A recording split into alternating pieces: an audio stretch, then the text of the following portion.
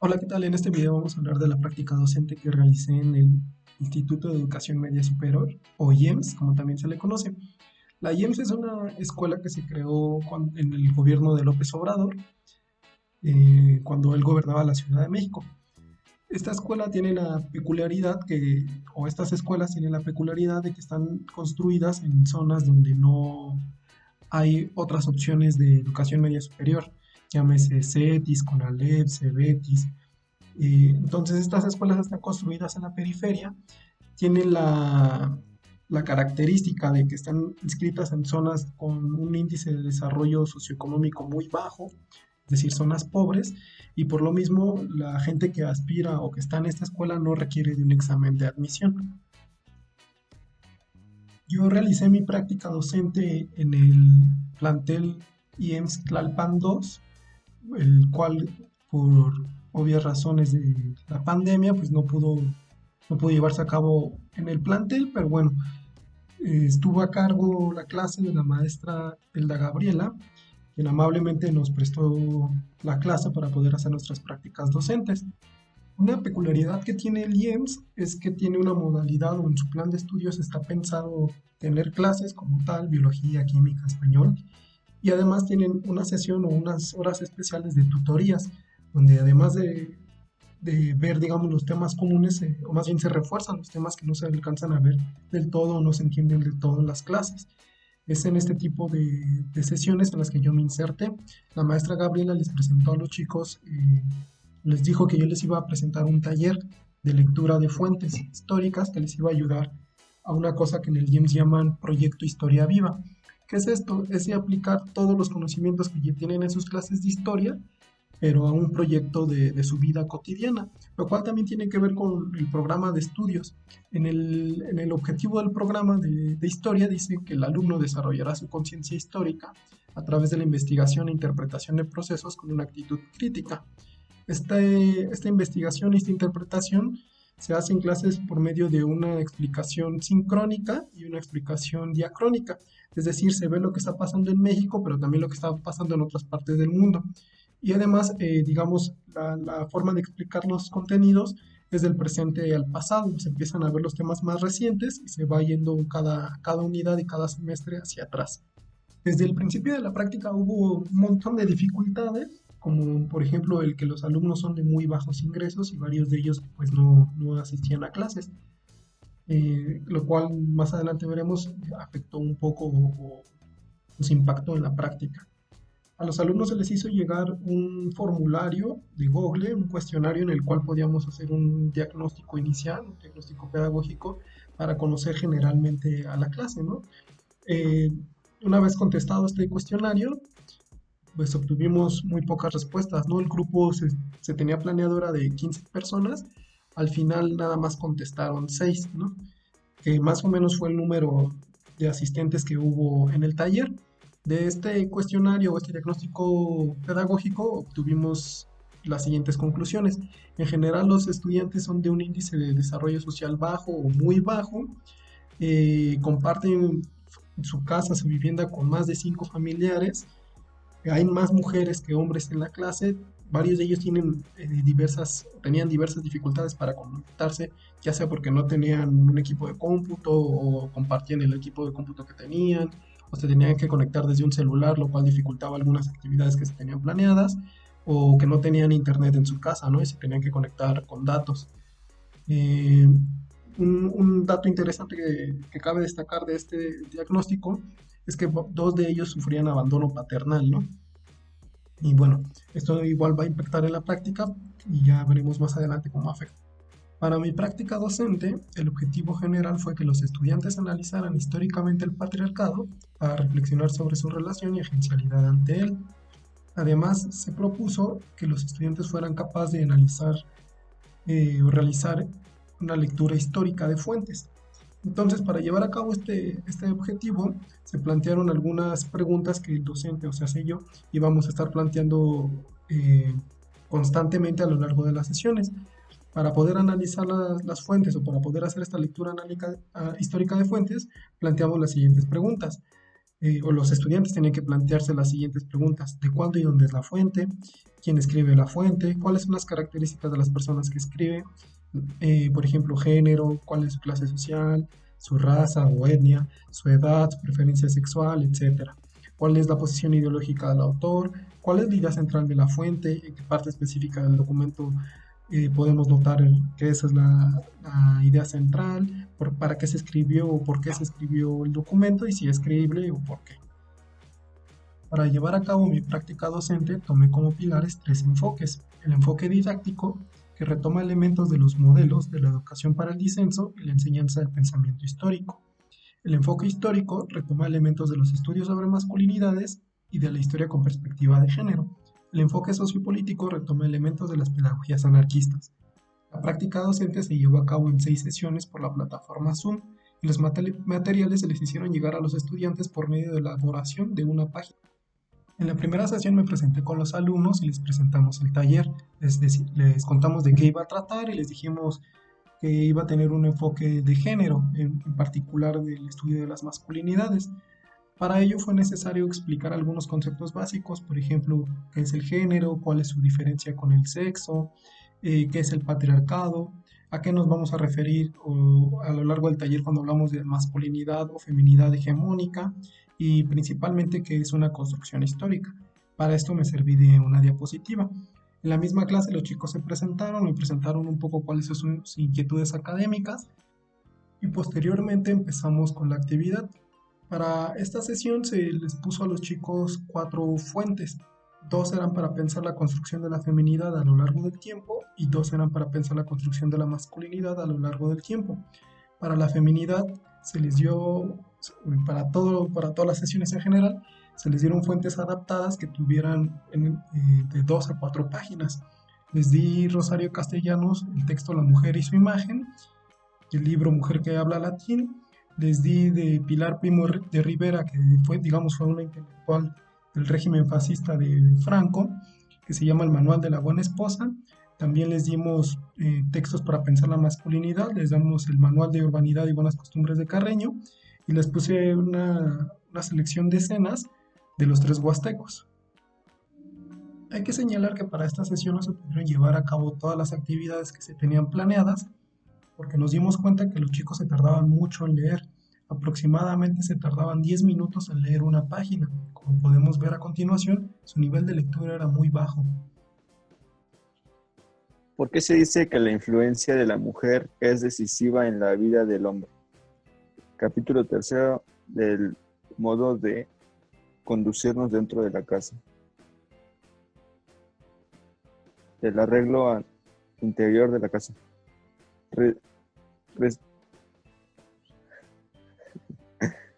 Réstanos declarar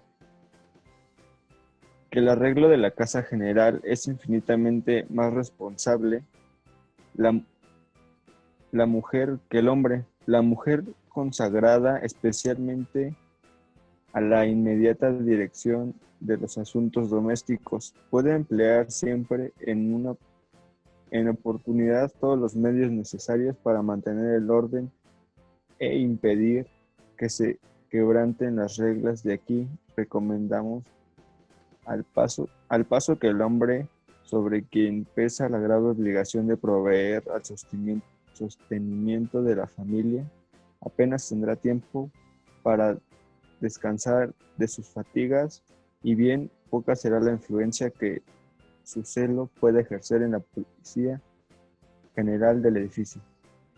Para la sesión 2, el objetivo fue que los estudiantes analizaran en torno a la pregunta: ¿el patriarcado ha afectado a las mujeres en el pasado? Para ello se les dividió en 2 equipos, cada uno tenía que leer una fuente. La primera fuente era un artículo del periódico anarcofeminista escrito durante la Guerra Civil Española con el título La doble lucha de la mujer. El segundo artículo era un cómic que se llamaba Me lo podías haber pedido, en el cual se maneja el concepto de la carga mental.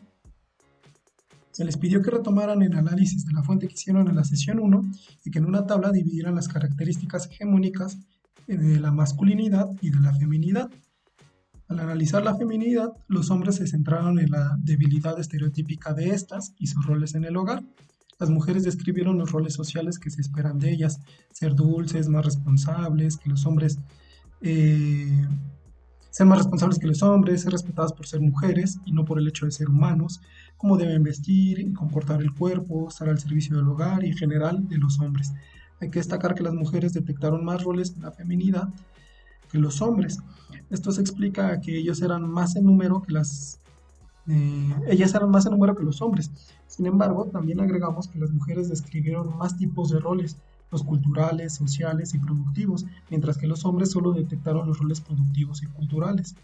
Todos los estudiantes también estuvieron de acuerdo en que el patriarcado sí ha afectado a las mujeres en el pasado.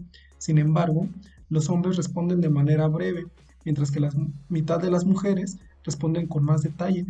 Los hombres señalaron la carga doméstica y la lucha contra los prejuicios. Las mujeres se centraron en la carga mental en el hogar y denunciaron en 2 ocasiones la falta de participación de los varones. Para la sesión 3 discutimos en torno a la pregunta ¿el patriarcado ha afectado a los hombres en el pasado? Para ello usamos las siguientes fuentes. De Theodore Roosevelt leímos Deberes del Ciudadano Americano, en la cual se reflejan los valores de la época respecto a cómo debe ser un hombre, lo que debe y no debe hacer, por ejemplo, ir a la guerra.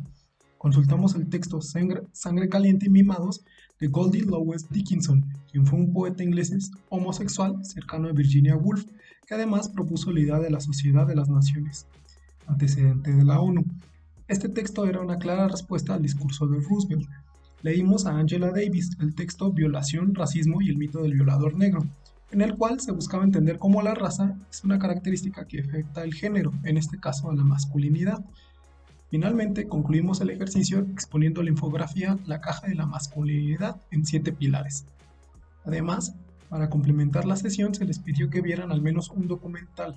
Los documentales fueron Mexicanos de Bronce, que trata los problemas que enfrentan los hombres en prisión y los retos que enfrentan al salir de la cárcel, y el documental Narcocultura, que refleja la hipermasculinización y la violencia exacerbada en la que están inmersos los varones.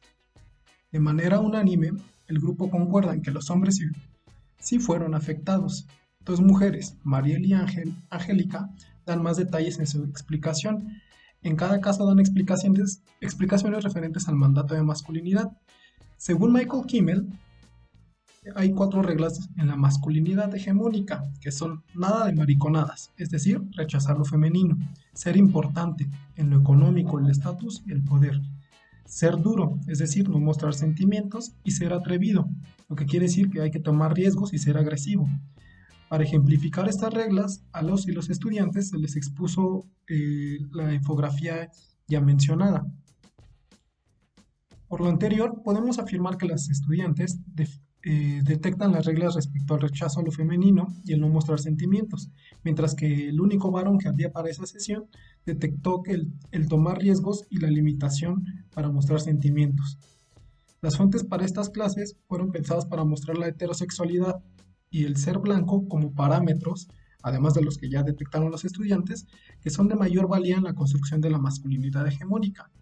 Aunque la explicación final y el momento de elaborar sus conclusiones grupales, parece que el aspecto de la etnia o la raza no fue relevante para los estudiantes. Podemos explicar este desinterés argumentando que puede que ninguno de los estudiantes, tanto el único varón que había como las mujeres, no hayan tenido una experiencia directa con el racismo que los lleve a considerar que el color de la piel es un factor determinante o de peso que afecta a los hombres en el ejercicio de su masculinidad. En la sesión 4 reflexionamos sobre la pregunta ¿hubo estrategias que permitieran a las mujeres resistir al patriarcado en el pasado? Para discutir en clase, el grupo se dividió en 2 equipos. Cada uno leyó una fuente diferente. El primero leyó sobre Catalina de Arauzo, una monja lesbiana del siglo XIX que escapó del convento, se transvistió y triunfó como militar. El equipo 2 leyó a la narcofeminista ruso-estadounidense Emma Goldman. Revisaron su discurso titulado Los aspectos sociales del control de natalidad, en el que se explica por qué Emma iría a prisión por hablar de métodos anticonceptivos. Después de que leyeron las fuentes, los equipos diseñaron un cartel para responder a la pregunta ¿hubo estrategias que permitieran a las mujeres resistir al patriarcado en el pasado? Hay que señalar que al momento de discutir estos materiales, el equipo que revisó la lectura de Emma Goldman no pudo mencionar ningún método anticonceptivo y no reconocieron la existencia de una polémica ante el tema del aborto. Por su parte, el equipo que revisó la biografía de Catalina de Arauzo se centró en el hecho de la inmasculación del personaje, es decir, que una mujer adoptara características típicas de los hombres, lo que según la lectura se describe como una mujer viril. Me llamó la atención el lesbianismo del personaje. Los estudiantes que trabajaron con la fuente 1 sobre Catalina de Arauzo identifican el transvestismo o en su defecto transgredir y redefinir las formas de vestir y de actuar esperada de las mujeres como una forma de resistencia. En otras palabras, detectaron las violencias sociales, culturales y simbólicas. No identifican el lesbianismo como una resistencia a la heterosexualidad obligatoria, por lo que hace falta reflexionar más sobre el daño de este mandato y las violencias sexuales, sociales, afectivas y de identidad. Entendieron que cualquier mujer se puede valer de esta estrategia. Para la segunda fuente, las y el estudiante se centraron en la libertad sexual y en la educación sexual integral como forma de resistencia a las violencias políticas, económicas y sexuales. Sin embargo, su propia educación sexual tiene tópicos poco explicados, como el nombre y variedad de diferentes métodos anticonceptivos. Asimismo, confunden el aborto con un método anticonceptivo y desconocen la polémica que hay en torno a este punto. En la quinta sesión nuestra pregunta fue, ¿hubo estrategias que permitieran a los hombres resistir al patriarcado en el pasado? Nuevamente el grupo se dividió en dos equipos, cada uno con una fuente diferente.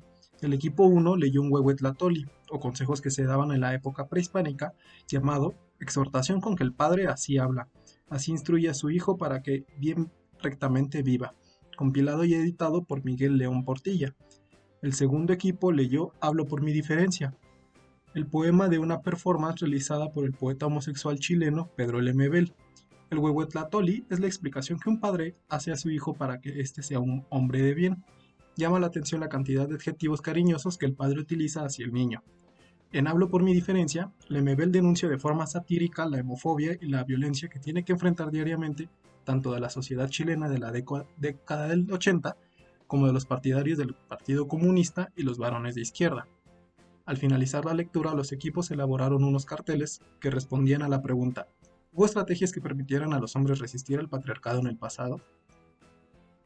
El equipo que revisó el Huehuetlatoli, con ayuda de la maestra titular, pudieron identificar los elementos de ternura y cuidado por parte del padre hacia el hijo. En ambos casos, los estudiantes no identificaron por sí mismos la relación entre patriarcado, con la paternidad, el tema del Huehuetlatoli, y con la homofobia, el tema del poema, de lo que podemos concluir que al grupo le faltaba trabajar más la identificación de los sistemas de opresión, en este caso el abandono paternal, el distanciamiento emocional entre hombres y la heterosexualidad obligatoria como norma. En el mismo sentido, se necesita proponer actividades previas que evidencien estas relaciones para que el uso de las fuentes propuestas tengan más significado. Como resultado de la actividad, elaboraron 3 materiales gráficos. El equipo que leyó a Lemebel elaboró 2 carteles.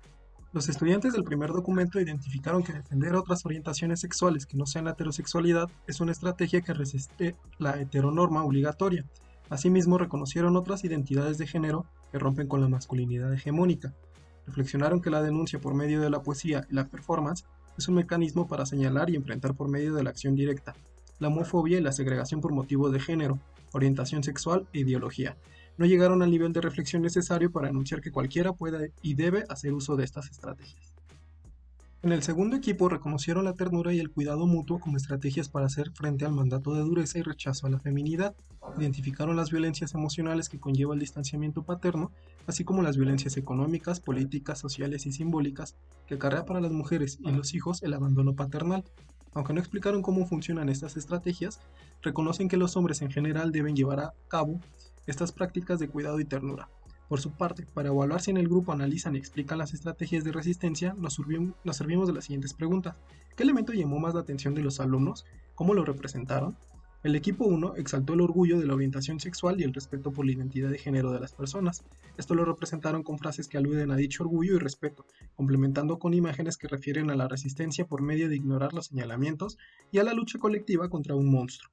A su vez, el equipo 2 se enfocó en la ternura que se puede ver en el uso de descripciones e imágenes que comparan a los hijos varones con pajaritos. Aunque tuvieron más dificultades de lectura y comprensión que con las fuentes anteriores, los estudiantes identificaron otras violencias patriarcales que no habían salido a la luz hasta esta actividad. En la última sesión hicimos un recuento de los temas vistos, los aprendizajes que elaboramos y los trabajos que se hicieron.